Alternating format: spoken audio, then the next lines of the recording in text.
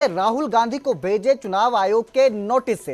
हरियाणा चुनाव आयोग ने राहुल गांधी को नोटिस भेजा है। वोट चोरी के आरोप के मामले में ये नोटिस भेजा गया है। कहा गया है कि वोट चोरी के आरोप झूठे हैं, बेबुनियाद हैं।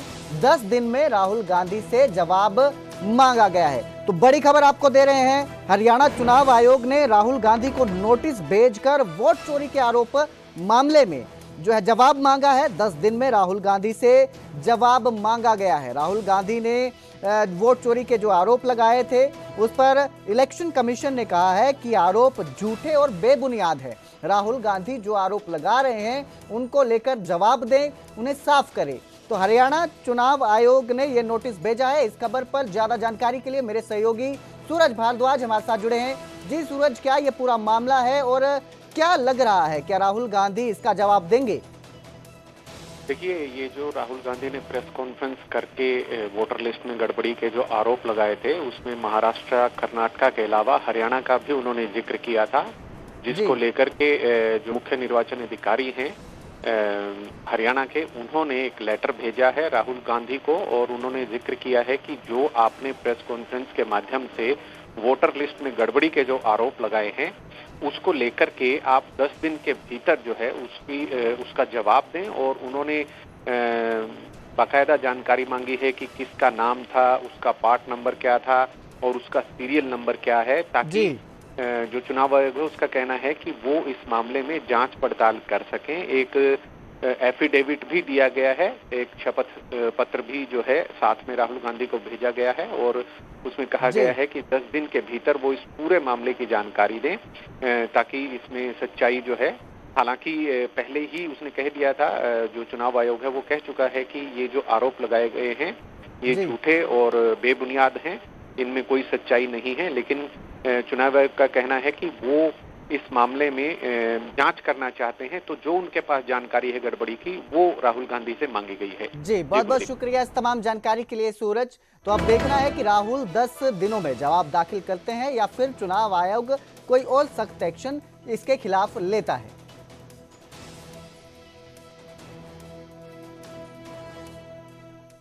तो वोट चोरी के आरोप पर सीएम सैनी ने भी पलटवार किया है। सीएम नायब सिंह सैनी ने कांग्रेस पर निशाना साधा और कहा कि अपनी हार से बौखलाकर आरोप लगाए जा रहे हैं। देश में विपक्ष की भूमिका चिंताजनक है, देश की जनता ने विपक्ष को नकार दिया है। तो सीएम सैनी ने यह पलटवार किया है। जो वोट चोरी के आरोप राहुल गांधी ने लगाए हैं उन पर यह सीएम सैनी का पलटवार सामने आया है। सीएम सैनी ने कहा कि पहले विपक्ष जो है वो ईवीएम को दोष देता था।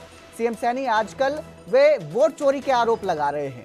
हाल ही में राहुल गांधी ने वोट चोरी के आरोप लगाए थे, उन्होंने हरियाणा का भी जिक्र किया था और अब इसी मामले में राहुल गांधी को इलेक्शन कमीशन ने नोटिस भी जारी किया है।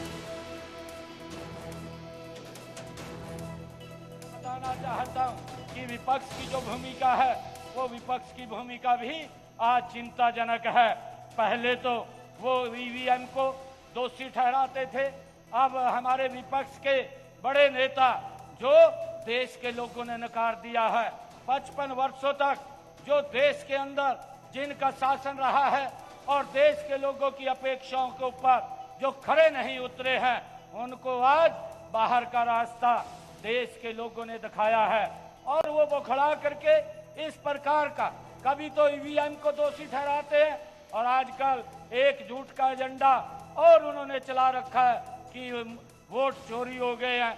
अरे भाइयों, वोट चोरी नहीं हुए हैं, आपके जो कारनामे हैं लोगों ने उनको नकार दिया। तो वहीं फरीदाबाद में 14 अगस्त को विभाजन विभीषिका दिवस मनाया जाएगा। फरीदाबाद में राज्य स्तरीय कार्यक्रम का आयोजन किया जाएगा। सीएम नायब सिंह सैनी इस कार्यक्रम में शिरकत करेंगे। प्रदेश अध्यक्ष मोहन लाल बड़ोली ने तैयारियों का जायजा लिया है। पीएम मोदी के आह्वान पर यह दिवस मनाया जाता है। उन्होंने कहा कि प्रधानमंत्री जी के आह्वान पर हम दुनिया की सबसे बड़ी त्रासदी विभाजन विभीषिका दिवस मनाते हैं।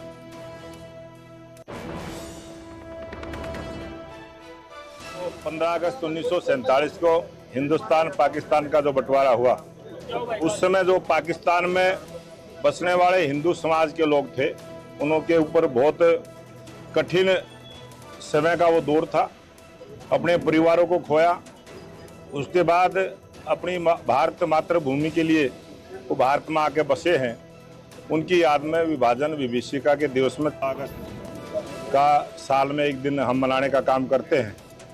और उसमें ये इस प्रकार का संकल्प लेते हैं कि इस देश में फिर कभी भी इस प्रकार के विभाजन की स्थिति पैदा ना हो और आने वाली पीढ़ी उस बात को याद भी रखे। उन जिन लोगों की शहादत हुई थी उन सबको नमन भी करें।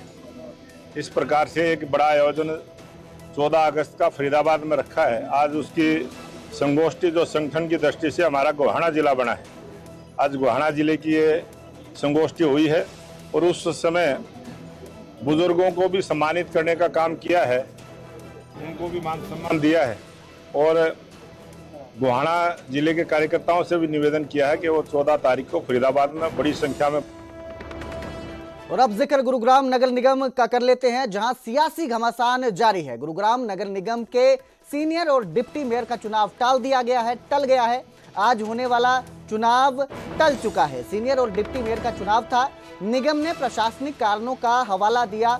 अगले आदेश तक दोनों पदों के लिए चुनाव टल चुका है। दोनों पदों के लिए कुल 36 पार्षद और मेयर वोट करने वाले थे। बीजेपी के पास 24 पार्षदों का समर्थन है, लेकिन ये जो आज चुनाव होने वाला था सीनियर और डिप्टी मेयर के लिए ये टल गया है। प्रशासनिक कारणों का हवाला दिया गया है।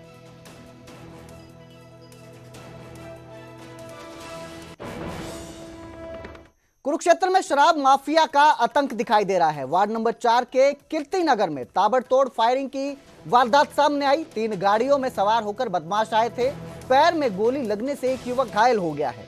घायल नरेश कुमार को अस्पताल में भर्ती करवाया गया है। बीती देर रात करीब 12 बजे की यह घटना है।